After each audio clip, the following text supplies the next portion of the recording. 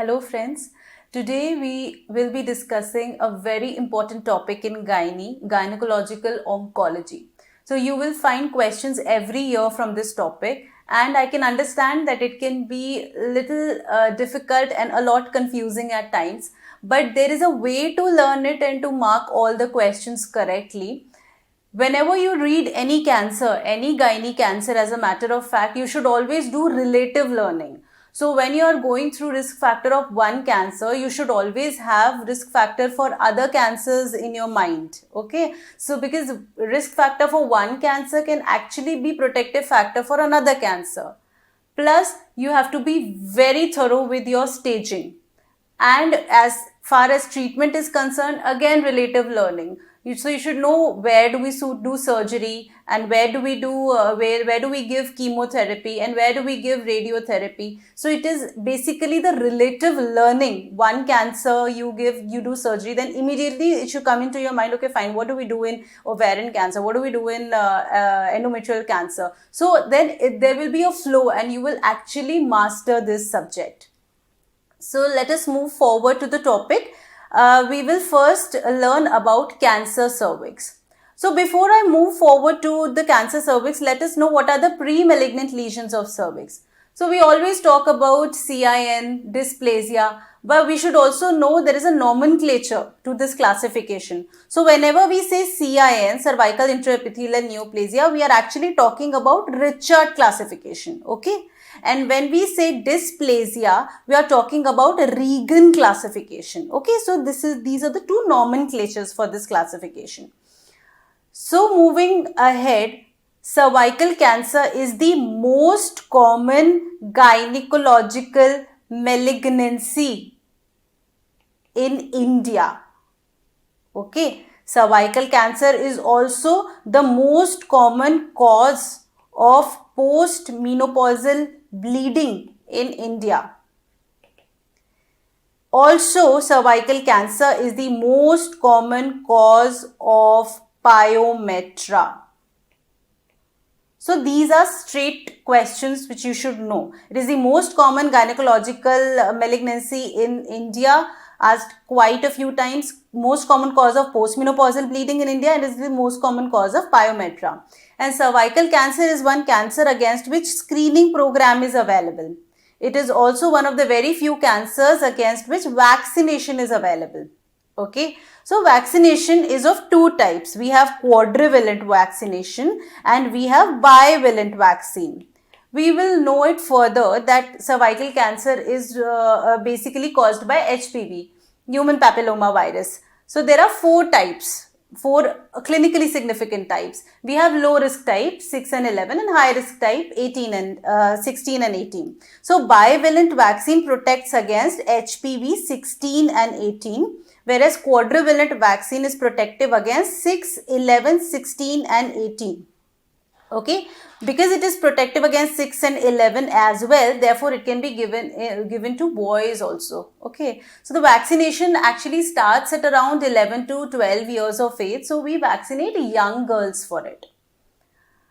Now, to understand it well, the pathophysiology of cervical cancer, we should know what is the transformation zone.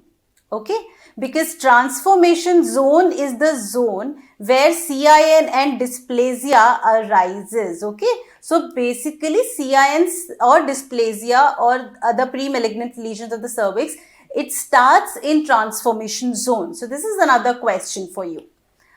Now, to understand it well, let us see the anatomy of uterus and cervix. So if this is the longitudinal section, this is the endocervix. Okay, so endocervix is lined by tall columnar dark pink epithelium. Okay, so endocervix has columnar epithelium. Okay, columnar epithelium.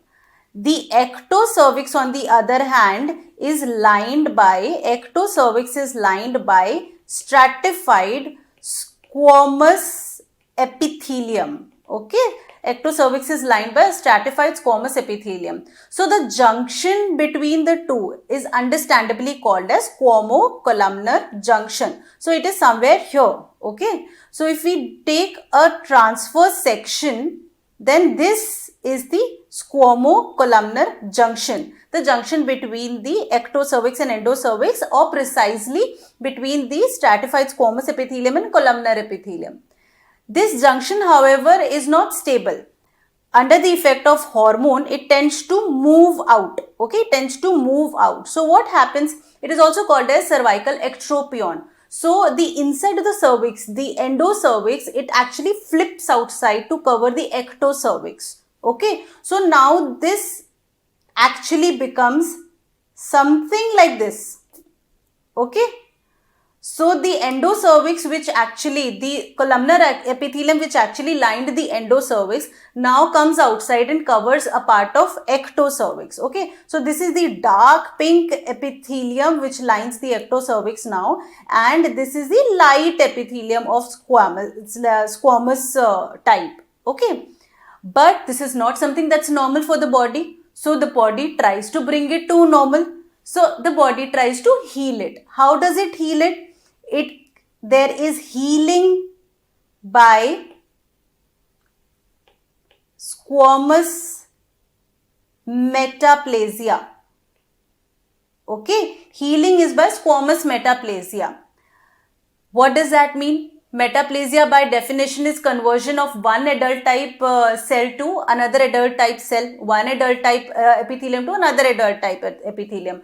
So this columnar epithelium is now slowly changed to squamous epithelium. So that again for the body, this is the new normal, and then it comes back to normal. This was our old squamocolumnar junction. Now this is again the new squamocolumnar junction.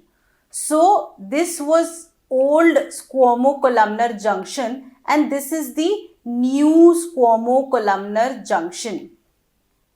Okay, so transformation zone is now the area between the old squamocolumnar junction and the new squamocolumnar junction. This area is called as transformation zone. Okay, so transformation zone is a dynamic zone on the ectocervix and the area between the old and the new squamocolumnar junction. It is this area where the CIN or dysplasia starts. Okay, and these are all your important MCQs. Fine. Also, you should know that this metaplasia and dysplasia, because there is a lot of dynamic structure, that there is a lot of dynamic action going on. This is more prominent, the metaplasia is more prominent during pregnancy, during puberty, and when the patient is on OCPs. Okay. So these are the three stages, these are the three forms where when the transformation zone is basically more active. Okay. It is not only the transformation zone, because metaplasia is something that is normal for the body. So why should few females actually develop cervical cancer? It is not only metaplasia, but the superimposed HPV infection, human papilloma virus, which is central to the causation of cervical cancer. Basically, it is sexually transmitted. So where do females get this infection? They get it from their partners. So anything that is increasing the number of coital frequency, or when the number of partners are increased in sexual activity, or there are other sexually transmitted diseases which basically potentiates HPV, these are all the risk factors for CS cervix. Okay, so HPV infection is sexually transmitted. So one should not be very afraid of this infection. You might think that this infection can lead to cancer, so it is a very bad infection to have. No. HPV infection rather is very common. But it is cleared in most of the cases by 2 years. Okay, so 80% of females are actually infected with HPV, but they clear it within 2 years. So it gets cleared in 2 years. It is the persistence of infection which leads to cancer.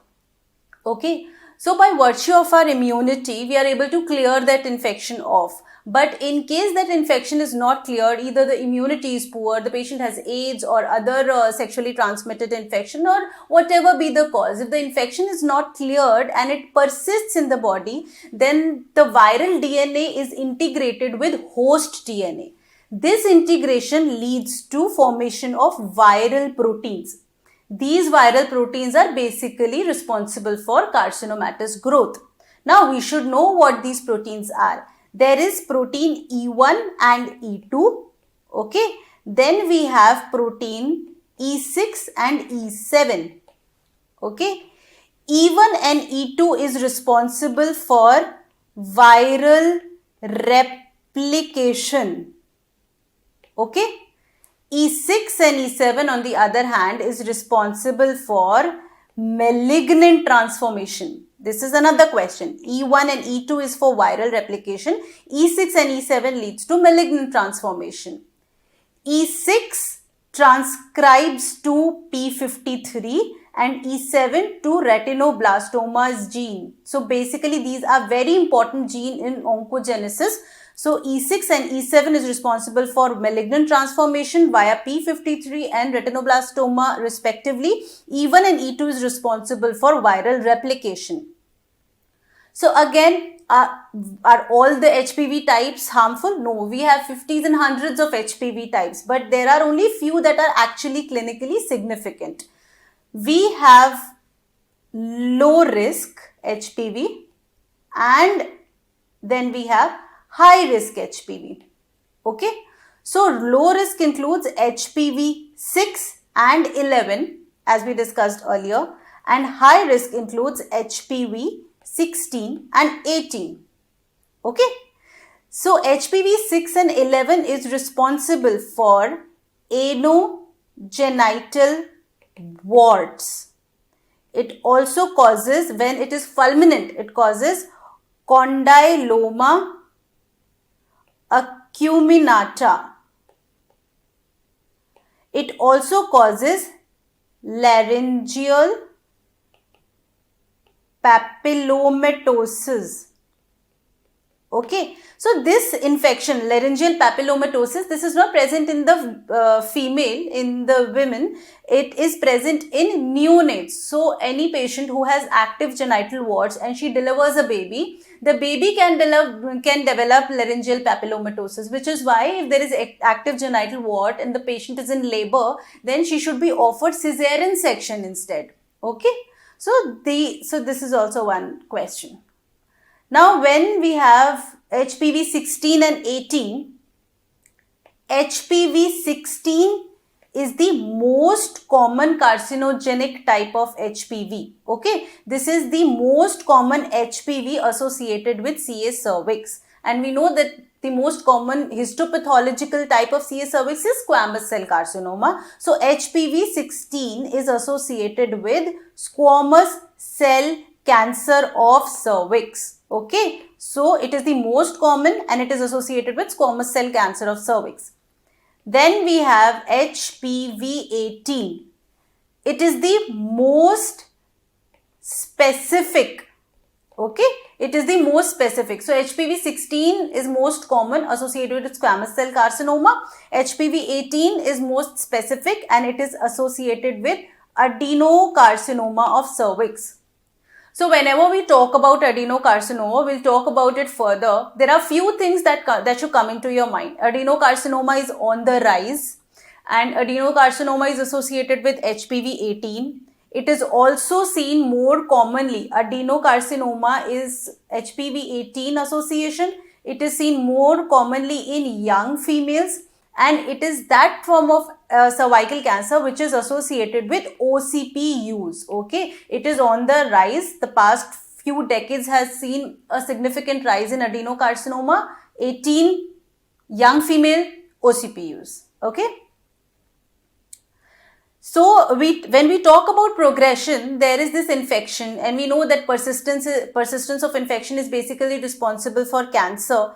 How does it affect the epithelium? It affects the parabasal layer first. Okay, so we have a parabasal layer, and then we have intermediate layer, and then we have superficial layer. So HPV infects the parabasal layer first. Okay, but this infection and clearing, and then progression, viral replication, multiplication, and then malignant transformation, it has a long duration. Okay, it follows a long duration. So once the injury starts, the development of the development of dysplasia to the development of cancer actually takes decades. Okay, so this is also one important question. It takes decades, 10 to 15 years for cancer to develop from HPV infection, which is why screening is so helpful, because we have this huge duration, this long duration to screen our patients. Okay.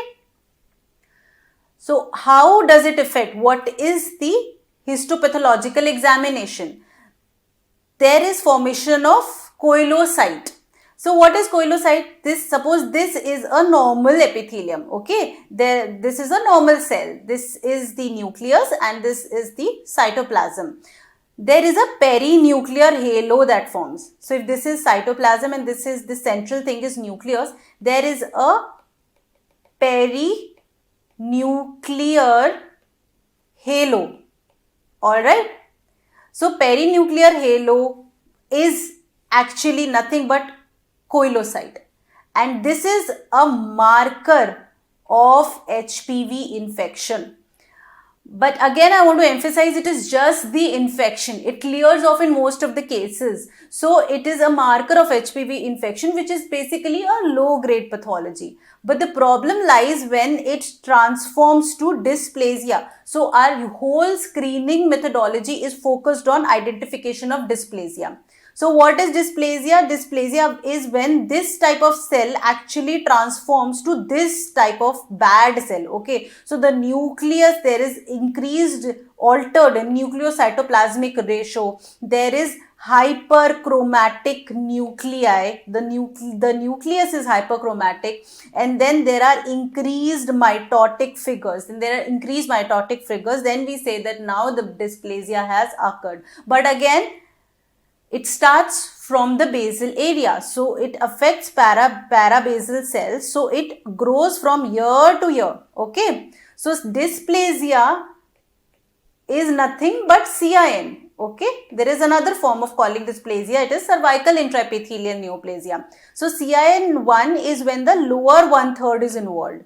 CIN2 is where the lower 2/3 is involved. So it is the lower 1/3 and lower 2/3, because it starts from the parabasal area. And CIN3 is when all of it, the whole epithelium is involved. But it is important to note here that in CIN, the basement membrane is intact.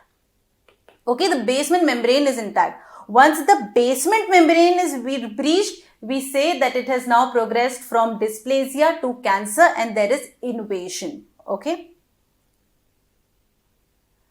Now we have screening methods. See, screening, from our pre-PSM knowledge, you must have read it or you will read it. Screening is always done in healthy individuals. Okay. So why I am telling you this is because it will solve a lot of your questions. Screening should be one method that should be fairly available around every place, and then it should be one method which should not be invasive. So screening is never invasive. We have various methods like pap smear, HPV DNA, then visual inspection with acetic acid, which is called as VIA, visual inspection with Lugol's iodine, villi. So these are the screening methods available. None of this is invasive. Okay. VIA and villi, these two are important because these are present in poor, resource poor area. Okay. So for PAPs and DNA, HPV DNA, you need a good pathologist. You need a very good lab. That may not be available in villages in India and resource poor places. So there VIA and villi can be done. What do we do in VIA and villi? Basically the healthcare workers, they just do VIA villi to identify the high risk cases. Okay. So to identify the high risk cases, they do VIA and villi. And in VIA villi, See, this is via, which is done with the help of 5% freshly prepared acetic acid. Okay, so 5% freshly prepared acetic acid. So you just have to expose the cervix using Cusco speculum, and then you take this solution, you dab it the whole cervix, and then you identify the changes. So as you can see here, there is a white area here, okay? And again, to emphasize the importance of transformation zone, it has a very sharp boundary. Can you appreciate this? It has a very sharp, the boundaries are very sharp. So we have this white area, and this is the pathological area. So if it stains positive, if it is white, then that is abnormal. Okay. If you find such a patient, then send her for further evaluation, which is done by colposcopy, and we will read about it further. Similarly, there is another thing called as villi by Lugol's iodine. Lugol's iodine, this is also called as Schiller's test. Okay, this is also called as Schiller's test. Okay. Here, what do? We use Lugol's iodine, and similarly, we dab the cervix with Lugol's iodine. And then we look at the change in staining. So, see, this epithelium, the vaginal cervical epithelium, has glycogen in it. Okay. So, it has glycogen in it. Glycogen actually takes up the iodine stain and appears dark. It appears dark brown, mahogany brown. If that does not happen, then that epithelium is abnormal. So, in contrast to via, iodine negative area, iodine negative, if it does not stain, if there is no stain taken up, that is abnormal. Okay. So, white stain, positive acetic acid white stain is abnormal, and negative iodine stain is abnormal. Again, you subject these patients for further evaluation. Now, how do we screen? Now, we are talking about the proper screening method, the American guidelines for screening of cervical cancer. It is very important. Recently, you had a couple of questions in June AIIMS 2020 only on the screening. Screening is done with the help of Pap smear. It is also called as Pap smear. So, before we move forward, I want to tell you when to screen. You should screen a patient when she is mid-cycle. You cannot screen when the patient is having bleeding. Okay. So, you screen mid-cycle and you make sure that she has not had sexual intercourse or done vaginal douching or used a tampon at least 48 hours prior to the procedure. Okay. You do it with Pap smear. This is how it used to be done decades before. Now we have switched to a better method. But anyways, it deserves good attention. Pap smear is done with the help of Ayer spatula. So this here is Ayer spatula. Ayer spatula has a long arm and it has a short arm. Okay. So as you can see here, the long arm is put inside the cervical os and then it is moved 360 degree. Okay. Then it is moved 360 degrees. By moving it 360 degrees, you will have few cytological cells for evaluation on your spatula. You put that on a slide. So, you have to make a slide in this. Okay, you make a slide and you do not let it air dry. Do not let it air dry. So, as soon as you make a slide, you put it in fixative. The fixative that you use is 95% ethanol. So, all these are important questions. The fixative used here is 95% ethanol. You also have a cytobrush. Okay, this is the cytobrush. So, basically you are taking the sample for cytological evaluation from the ectocervix. What about the endocervix? So, you put the cytobrush inside the endocervix, move it 360 degrees few times and then put it in the fixative and send for evaluation. The problem here is that because you're making slide and you don't want to dry it, because of drying and artifacts, it can be a poor slide and there can be problem with evaluation. There can be smudging of cells, which is why the sensitivity is very bad. Sensitivity of PAPs is just 55%. However, it is very specific. The specific is 85%. What does that mean? You may miss it, okay, which is why you have to do it again and again. Sensitivity is 55% by virtue of its technology. If you don't make a good slide, the sensitivity will be poor. But if you do find abnormal cells, if you do find any abnormality, then it is very specific. Then that means that there is some problem with the smear and with the patient. Okay. So a positive pap smear should never be ignored.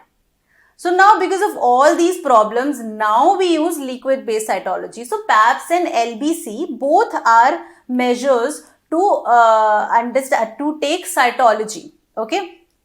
In liquid-based cytology, we have a brush like this, a plastic brush. IR spatula is wooden most of the times. This is plastic, okay, and you have bristles at the end of it. You also have a bottle with a solution, okay. So here in this, the bristles are made such, see this, the bristles are like this, if you can appreciate. So this area can go in the endocervix, and this part actually takes care of the ectocervix. So what happens is that just 360-degree turn can actually take out cells from the endocervix and the ectocervix. You do that and you put it in the bottle, okay? You put it in the bottle. You don't make slide. You put it in the bottle, shake it, and then send it to the lab for histopathological evaluation. What are you doing by doing this? What are you gaining out of it? There is no slide preparation. There are intact cells that you are sending. They take out that cell, strain it, and actually make a very good film out of it. So you have good cells to evaluate. Okay. So it increases the sensitivity to 80%. Okay. The second advantage is that the fluid that is left behind, can be utilized to do HPV DNA. So mind you, HPV DNA is not a blood test. It is the test done on the fluid, the cytological fluid that you obtain. Okay. Now the screening protocol. When do we start screening? Now this is a very important question and a recent advancement. Our screening target is 21 years to 65 years. Okay. So we screen this population, and this was asked in June. AIMS 2020. Okay. So basically, when do we start screening? We start screening at the age of 21 years. What does that mean? A patient who is a female who is less than 21 years, suppose if she is 18 or 19 and she is sexually active, you still won't screen her, because HPV infection and little bit of cervical changes are normal in this age group, and these changes eventually fade away. Okay, so you actually start screening at the age of 21. So from 21 years to 29 years, you do pap smear. Okay, you do PAPs every 3 years. So you do PAPs 3 yearly from 21 to 29 years of age. Now from 30 to 65 years, you can either do PAPs 3 yearly or you do co-testing. What is co-testing? Co-testing is PAPs plus HPV DNA. Okay. When you combine this, co-testing is done every 5 years. So if the facility is available, then you do co-testing, you do PAPs combined with HPV DNA, and you have to do it every 5 yearly. So if HPV DNA, the facility is not available, then you may continue doing conventional PAP every 3 years. Okay. This is an important question. What do you do after 65 years? More than 65 years, if the patient has been adequately screened, okay, if the patient has been adequately screened for the past 10 years, then you stop screening. What does this mean? In past 10 years, she should have at least 2 negative co-tests. Obviously, co-testing is done every 5 yearly, or she should have had 3 negative pap smear. Okay. So if she has had adequate screening in past 10 years, then you stop screening her. There are certain special cases if the patient is immunocompromised. We know that immunocompromised status is actually associated with persistence of infection and development of cancer. So if the patient is immunocompromised, suppose if she has AIDS, you do screening annually.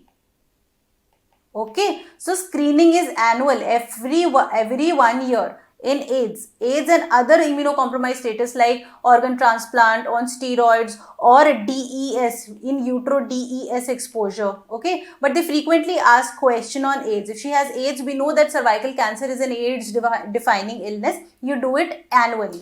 What if she is hysterectomized?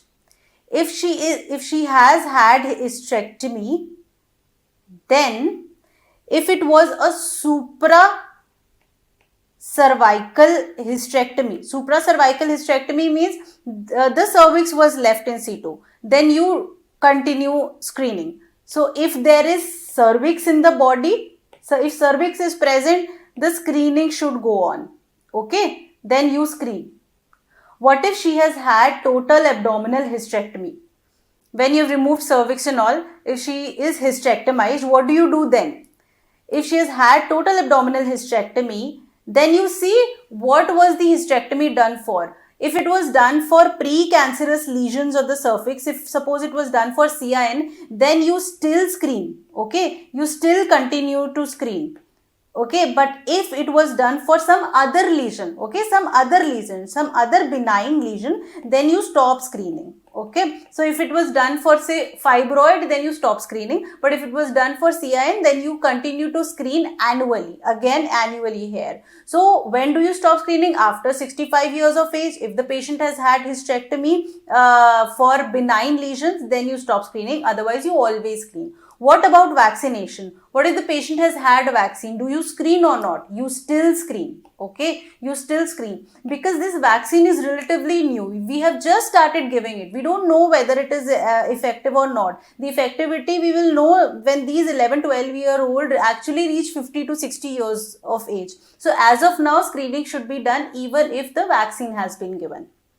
Okay, so you have done screening, you send it for histopathological, you send it for cytological examination. So when you send it for cytology, there is this classification. Based on this classification, you get the report.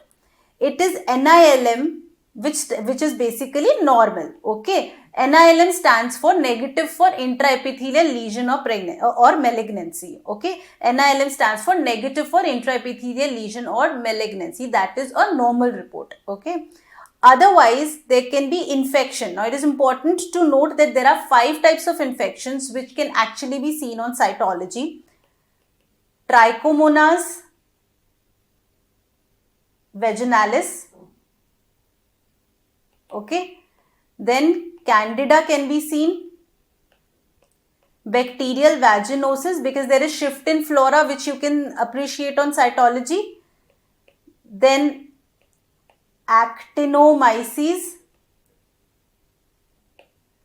and herpes simplex virus infection. So these are the 5 types of infections that can be appreciated on cytology, or there can be some reactive changes. So till here everything is benign.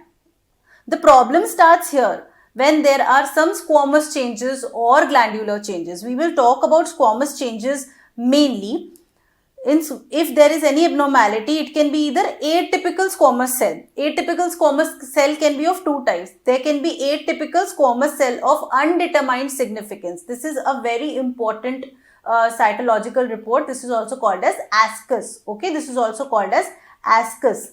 ASCUS is atypical squamous cell of undetermined origin, or you can have atypical squamous cells where you cannot exclude H cell. This is also called as ASC-H. Okay. Then you have one report, low-grade squamous intraepithelial lesion, and then there is this high-grade squamous intraepithelial lesion. So these are all abnormal. What do you do with an abnormal report? So basically, whenever the screening is abnormal, when is screening abnormal? ASCUS we will discuss later. It is a separate thing. It has to be dealt with carefully. When you have ASC-H, in all other cases, ASC-H or low-grade squamous intraepithelial lesion or high-grade squamous intraepithelial lesion, or if in rural setting VIA is positive or villi is positive, in all these cases you go for colposcopy. So it is important here to note that colposcopy is not a screening methodology. It is the next step after an abnormal result on screening, and colposcopy is basically a measure to identify the lesion, take biopsy and send for diagnosis. Okay. So this, from here, the diagnostic part starts. Now what about ascus? Ascus is something that can be benign. Actually, it is of undetermined significance. We don't know whether actually it is of any significance. So we don't want to exhaust our resources on it. In case of ascus, you can either repeat PAPs. After 1 year, or you can do HPV DNA test. This is also called as HPV triage, and it is a very important question. So HPV triage is done when there is ascus. Okay, HPV high risk HPV DNA testing. If after 1 year, if PAPS comes out to be positive, or here if HPV triage is positive, then you do colposcopy, not otherwise. So colposcopy is not done directly in ascus, but in rest of the abnormal results, colposcopy is done. And also here, if they ask you which one is better, then this is better. HPV triage is better. Okay.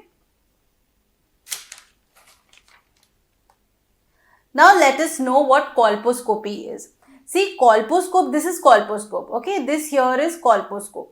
Colposcopy is basically nothing but magnification. You look at the cervix in a magnified view. Okay, so here suppose this is uterus and this is cervix, then you look at it directly and with 5 times to 30 times magnification. Okay, with 5 times to 30 times magnification. Okay, so this area between the cervix and the colposcope is also called as focal length. This focal length should be 30 centimeters. So you cannot keep it anywhere as per your convenience. It is 30 centimeter. By colposcopy, you zoom it basically and dab it with acetic acid, where you can actually see the abnormalities very clearly, and then you take out biopsy from those abnormal areas and you send it for histopath. So focal length is this. You identify any abnormal area. Again, I want to tell you, this is not for screening. And if the patient has postcoital bleeding is very specific for CS cervix. So in case of postcoital bleeding, colposcopy is the best test. Okay, so this is asked quite frequently. Best test in case of postcoital bleeding is colposcopy. Okay, so this is what the report is. This is how it looks like. Basically, you see what are the abnormal vascular patterns. So you can see that here there are small dots which you could have otherwise missed. Under great magnification, you can see this abnormal area. This is called as punctation. Okay, this is punctation. Also, this area like this is called as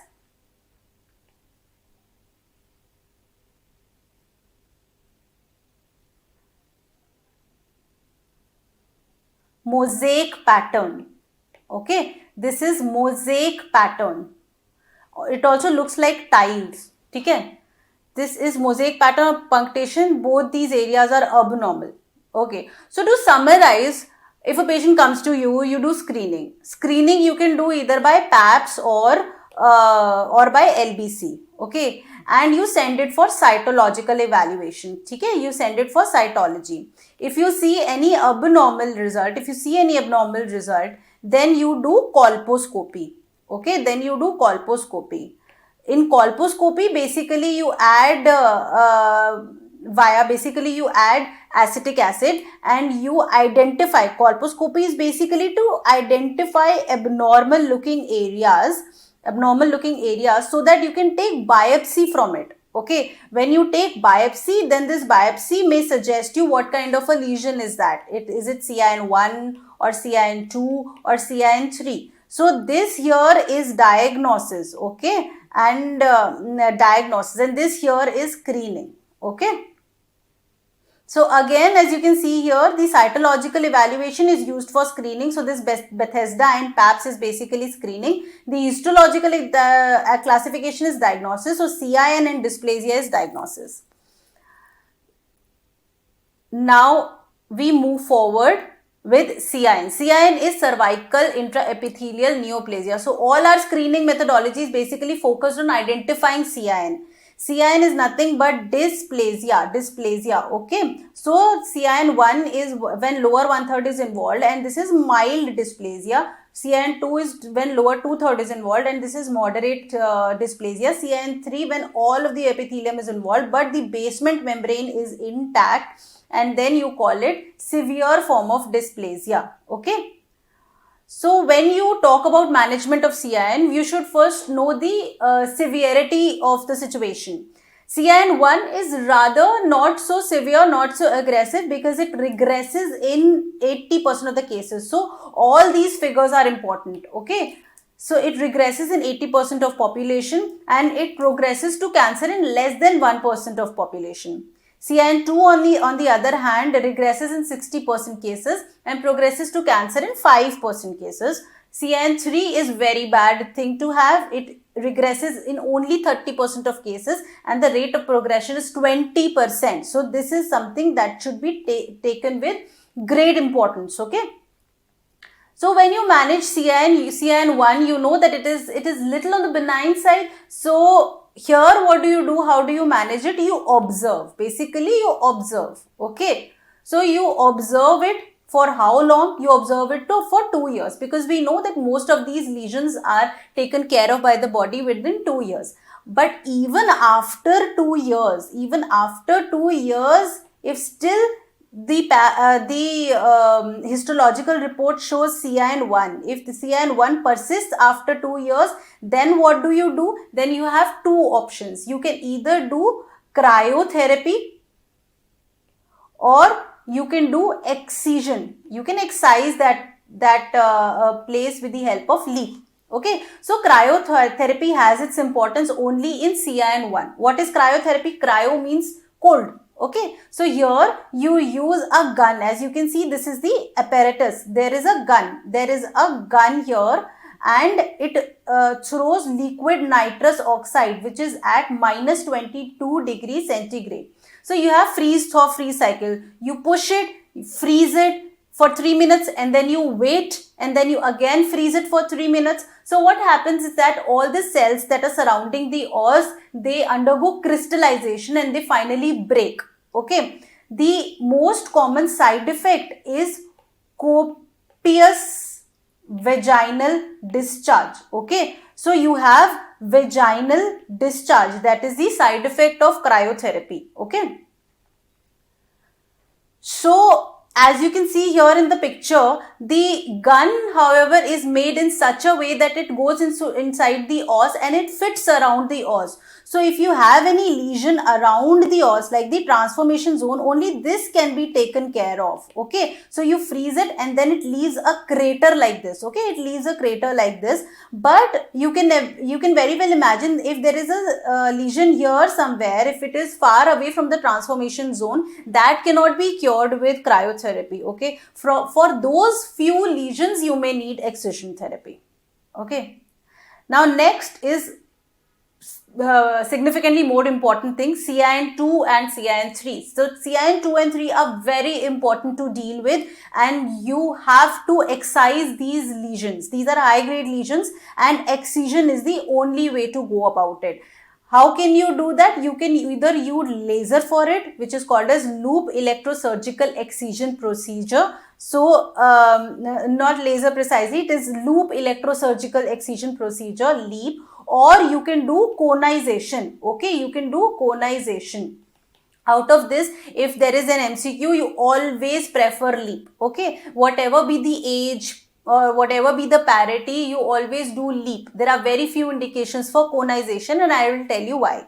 LEEP is loop electrosurgical excision procedure, also called as large loop excision of transformation zone. It is diagnostic as well as therapeutic. As you can imagine, you can actually see the lesion and then excise it. Okay.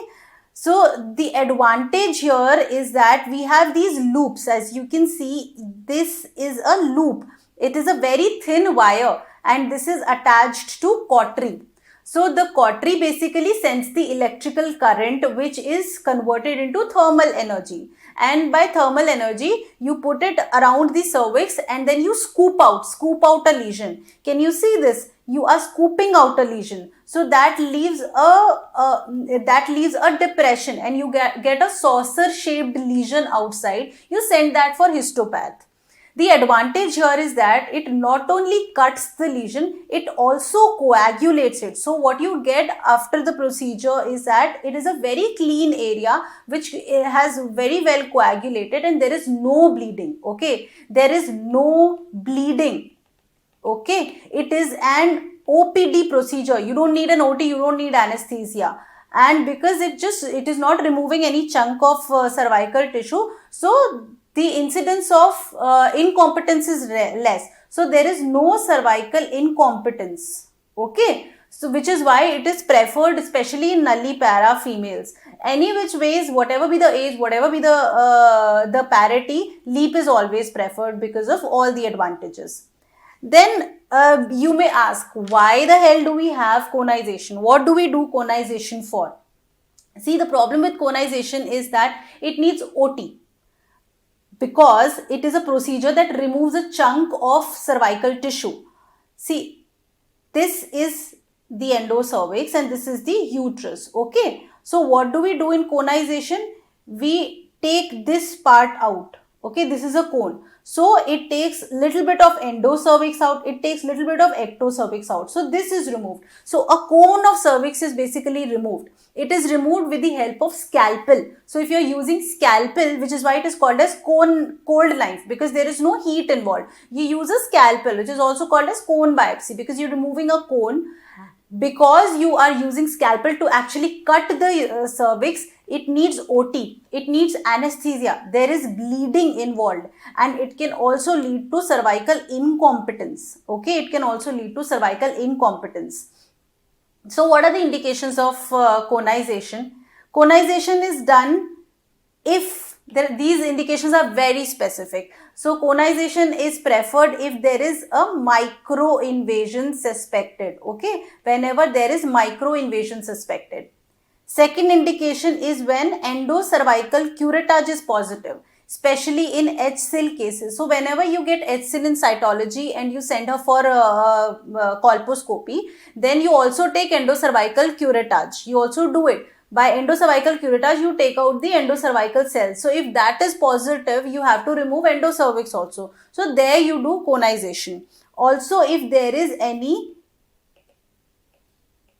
discrepancy, okay, so if there is any discrepancy, what does that mean? If you do PAPS and you get HSIL, what are you expecting out of this? You're expecting either CIN2 or CIN3. Basically, LSIL usually corresponds to CIN1, and HSIL, when you take the biopsy usually comes out to be CIN2 or 3. But if you take biopsy in HSIL and you see CIN1 report, then you keep wondering whether it was a wrong biopsy, whether HSIL, the diagnosis was wrong, or the biopsy was not representative of the whole transformation zone, or you missed a spot. So whenever there is any discrepancy in cytology, in PAPS, or when you take biopsy in colposcopy, so when there is discrepancy, then you do conization. Okay. Fourth indication is when the colposcopy is unsatisfactory. Unsatisfactory colposcopy.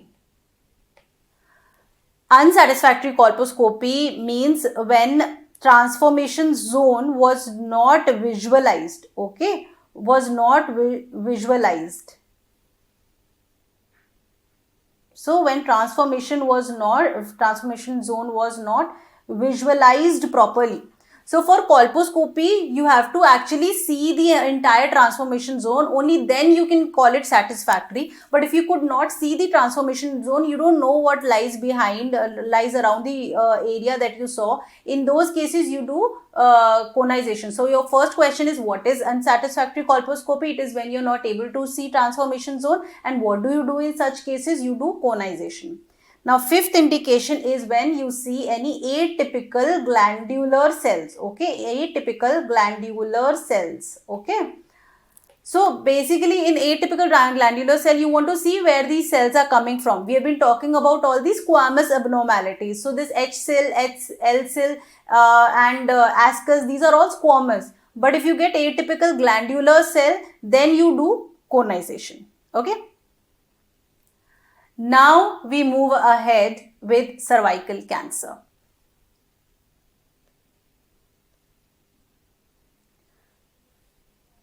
What are the risk factors?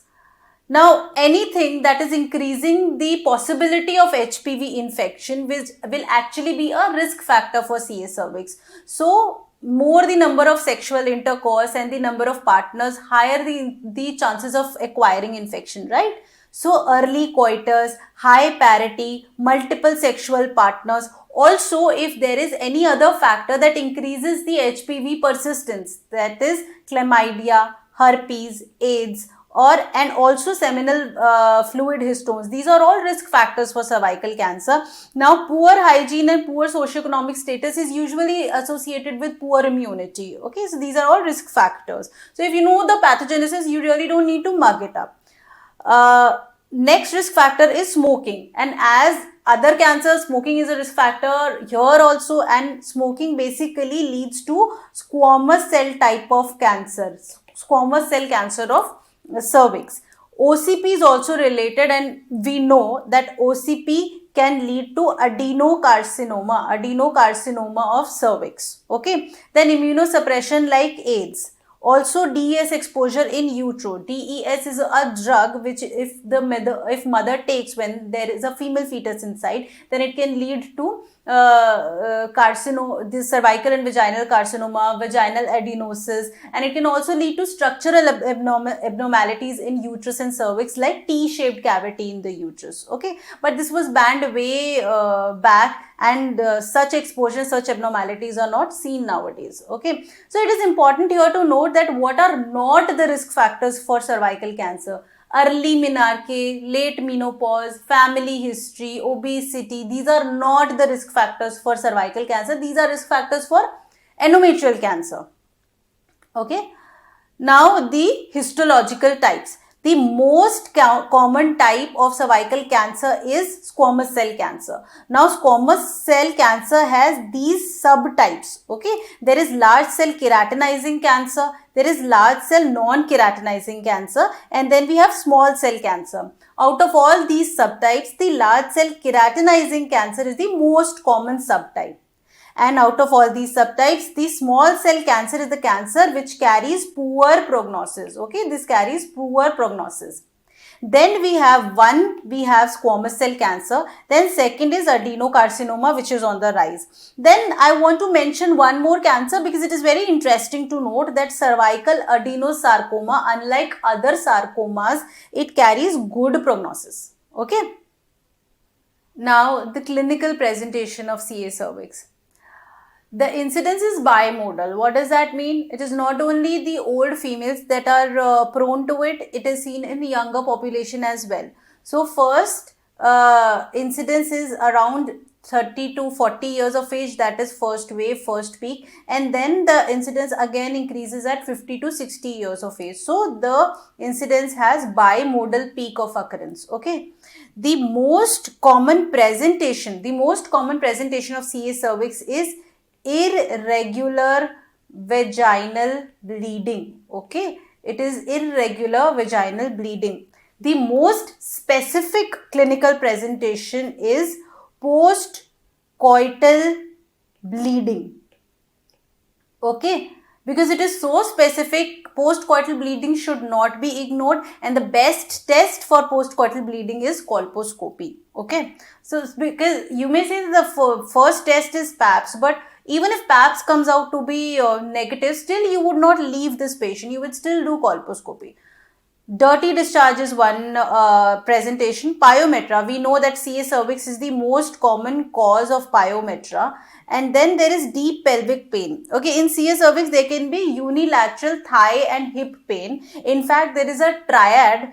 There's a triad in which you see sciatica, there is leg edema and hydronephrosis. Okay, so when we talk about hydronephrosis, this is an opportunity to tell you that uremia can show itself as altered sensorium and hiccups.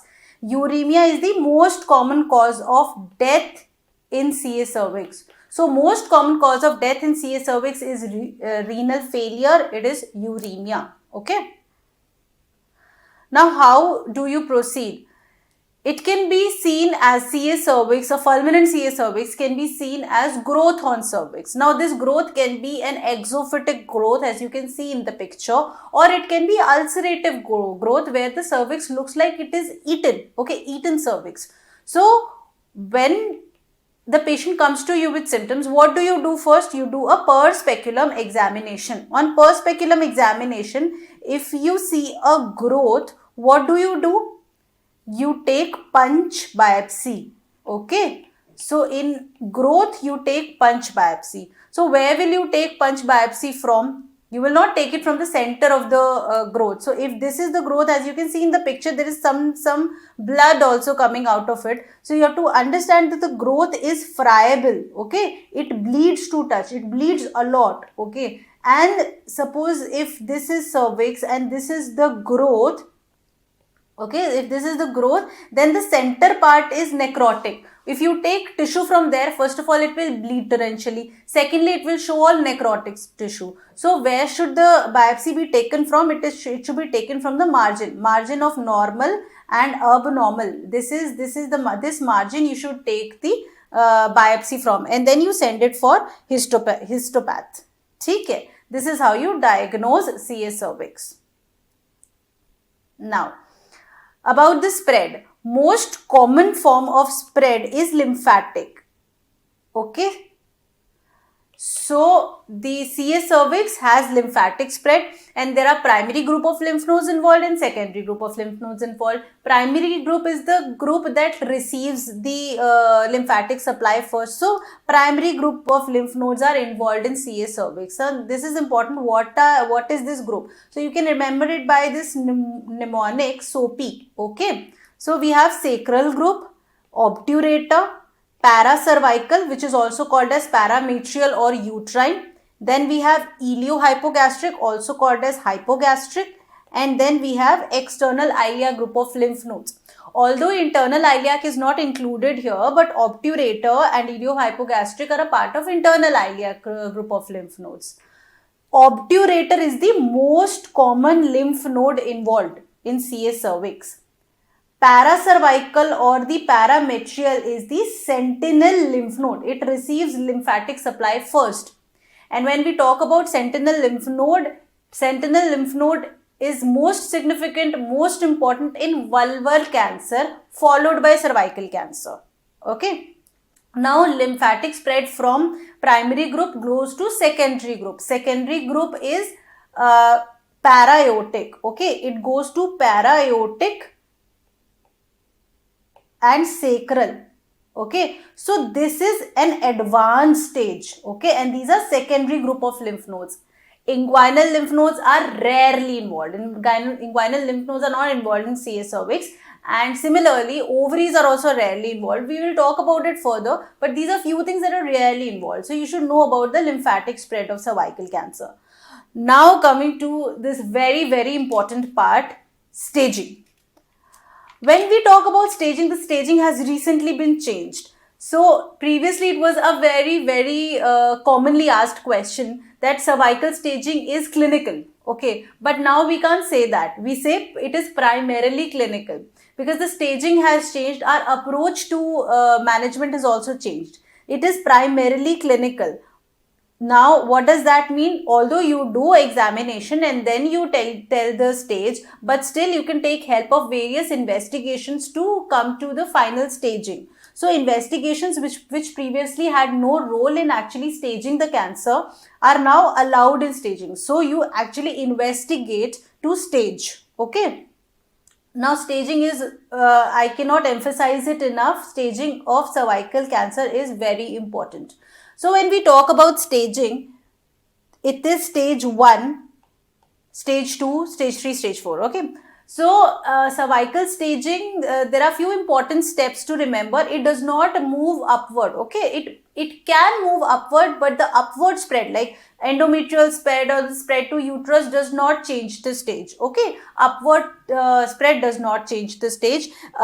Secondly, spread to ovary is very rare. It is seen in less than 1% of cases, which is why when we treat the patient of cervical cancer, we try to preserve the ovaries, because the ovaries are rarely involved in cancer cervix. Stage 1 is when the cancer is limited to cervix. Okay, when the cancer is limited to cervix. So we will discuss this stage separately in great detail. Stage 1 is when cancer is limited to cervix.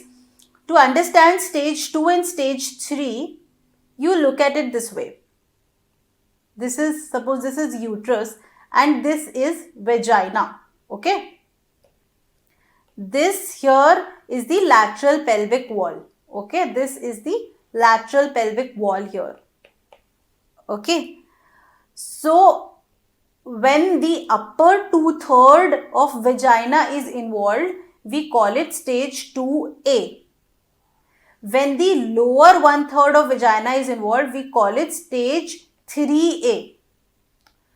2A is further divided into 1 and 2. 1 is when it is less than 4 centimeter and 2 is when it is more than or equal to 4 centimeter. The significance of it we will discuss shortly. So 2A is when upper 2/3 of vagina is involved and 3A is when lower 1/3 of vagina is involved. By the side of uterus and upper part of vagina, here we have parametrium. Okay, so when parametrium is involved, so much so that the lateral pelvic wall is spared, when the parametrium is involved but not until the lateral pelvic wall, then we call it 2B. Okay, but when lateral pelvic wall is involved, it goes till the lateral pelvic wall, we call it 3B. Importance of 3B here, the clinical importance is that when you do per vaginal or per rectal examination, it is spreading till the lateral pelvic wall. So you will not find any tumor free area between the growth and the lateral pelvic wall. That is one question. It feels like a hard ridge moving from the growth till the lateral pelvic wall. Also, this area also has ureter passing through it. So the ureter might get obstructed. So it may lead to hydronephrosis. So whenever hydronephrosis is mentioned in the question, the answer is 3B. The staging is 3B. Okay. Now new stage has been introduced, 3C. Okay. 3C is when lymph nodes are involved. 3C1 is when the pelvic group of lymph nodes are involved. 3C2 is when the para-aortic lymph nodes are involved. So 3C is when lymph nodes are involved, pelvic group of lymph nodes 3C1, para-aortic group of lymph nodes 3C2. Now coming back to stage 1. Now stage 1 of CA cervix is divided into stage 1A and stage 1B. Okay. So stage 1A. So 1A is micro-invasion. When you cannot see cervix through the cervical growth through naked eye, it is micro-invasion. It is further divided into stage 1A1 and 1A2 depending on the depth of invasion. Okay, depth of invasion. Okay, so when it is less than 3 mm, we call it 1A1. If it is from 3 to 5 mm, we call it 1A2. Okay. So it is less than 5 mm. If it is less than 3 mm, then we call it 1A1. 3 to 5 mm, it is 1A2. It is important to note here that lateral spread is not given any importance, which was given before. Lateral spread does not change the stage. Okay. For 1B, we can look at the growth through naked eye. Okay. So 1B is when it becomes centimetric. It depends on the size of growth. It is further subdivided depending on the size of growth. Okay.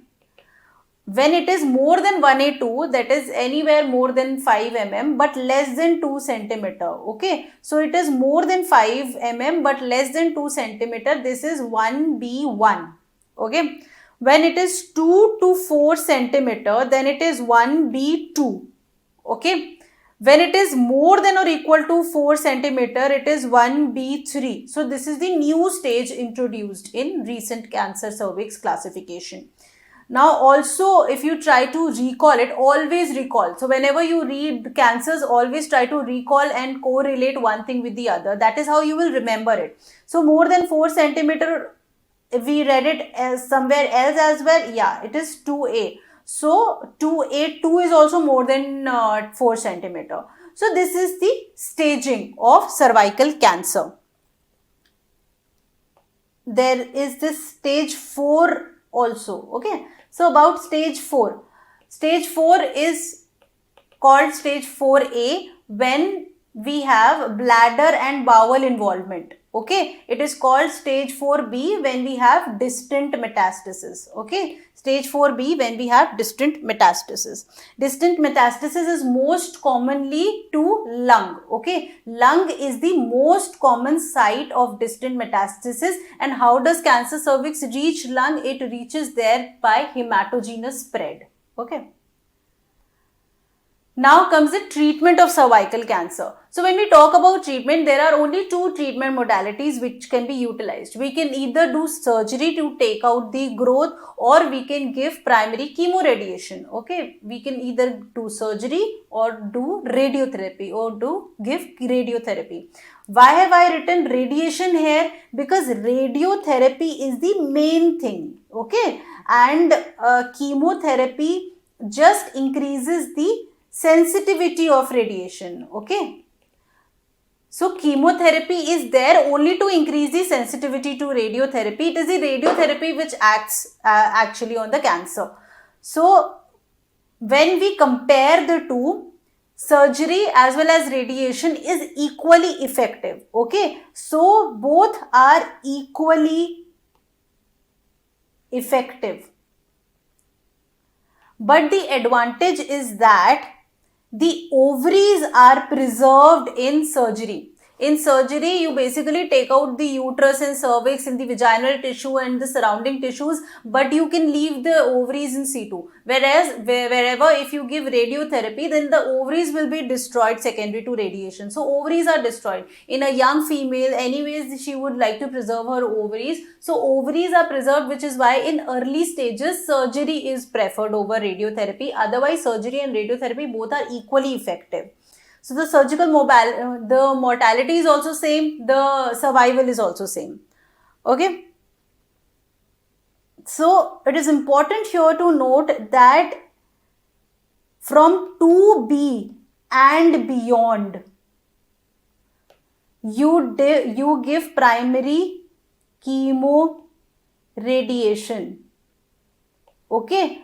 So from 2B and beyond, you give radiotherapy, and before 2B, you can also do surgery. So I want to emphasize here, by saying this, I mean that all the stages are radiosensitive, but only stage 1A to 2A is operable. Okay, only till stage 2A you can operate. After 2B, you have to give radiotherapy, even if the patient is young, even if she is nulliparous. It is not only this, but radiotherapy is also indicated in few other cases. In 2B and beyond, definitely, but also if size is more than or equal to 4 centimeter. What are these conditions we just read? It is stage 2A2 and stage 1B3. So basically, chemoradiation is given in stage 2B and beyond, and whenever the size is more than 4 centimeter, that is stage 2A2 and 1B3. Okay. Now, when we do stage wise treatment, we have to understand that it is not only the stage, but we have to look at the patient also, whether she is a nulliparous female, whether she is desirous of pregnancy or not, because we want to preserve the ovaries, the uterus as much as we can. So we can do stage wise treatment. If she is stage 1A1 and if there is no lymphovascular space invasion, so you send the tissue for biopsy, it comes out to be 1A1, but there is no lymphovascular space invasion and the patient needs fertility is desired, then as a matter of fertility preservation surgery, you can do conization. If you remember, we read in conization that one of the indications is microinvasion. So it is this case. If the patient needs the uterus, then we can do conization here. But if the patient has completed family, then we can do simple hysterectomy here. Okay. We do simple hysterectomy here. Okay. So it is important to note here, whenever we do surgery, we try to leave ovaries in situ, or in fact, even if you're doing radiotherapy, you can do transposition of ovaries and then you give radiotherapy so that the ovaries are preserved. Anyways, moving forward, when it is 1A1 with lymphovascular space invasion or it is 1A2, then you do a very special surgery. It is called as radical trachelectomy. So this is a specialized surgery, not everybody can do it. In this, you take out that cervix and that area which is involved, the surrounding parametrium and the lymph nodes. So you take that chunk out and then you stitch it back. Okay, so it is something like this. If this is the uterus and the cervix here, so you remove this area, and you stitch this back again. Okay, so this is a very specific surgery and has very specific indications.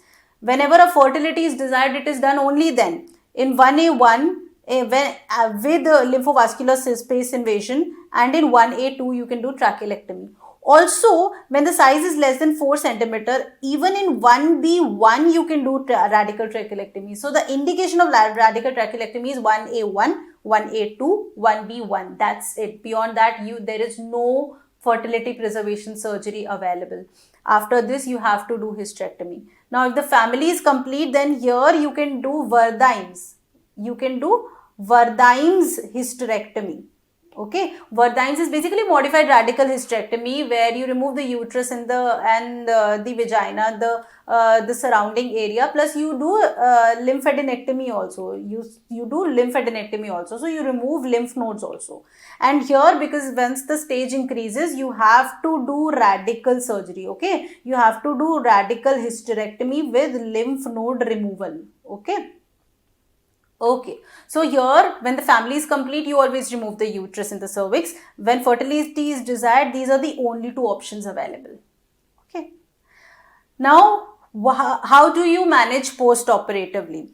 So once you do surgery, you send it for histopath, and once your histopath comes back, then you analyze what all was involved. So if there are 3 P's, so these are the 3 P's that are associated with poor prognosis. Okay, so these are associated with poor prognosis. So if your pathologist tells you that the sample you have sent, the surgical specimen you have sent has positive margins, either the margins are positive or your lymph nodes are positive, or the parametrium is positive, then this is poor prognosis. Can you appreciate that if lymph nodes are positive, then she's already stage 3C, right? Similarly, if parametrium is involved, she's already stage 2B. And what is the management there? It is chemoradiation. So after surgery, if these 3 P's are present, then it is poor prognosis. And here now you give chemoradiation. Okay? Right. So now talking about the radiotherapy.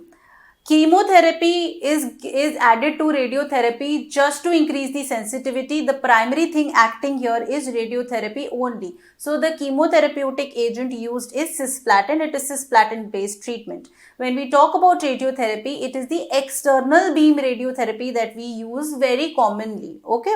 Here you give radiotherapy to the pelvic tissue. The isotope used is cesium-137 and iridium-192. This has been asked before. So it is teletherapy which is given from outside. Apart from that, you can also give brachytherapy. In brachytherapy, what do? You actually put this instrument inside the uterus. As you can see, you put it inside the uterus so that the surrounding structures are actually focused. It gives a calculated dose of radiotherapy to the surrounding structures so that the adjacent structures are spared from the radiation toxicity, because we know that rate limiting radiotherapy in gynecological cancer is 50 gray. So beyond that, the surrounding structures get affected. So if you want to give high dose radiotherapy to surrounding structures only, then you have to follow intracavitary brachytherapy.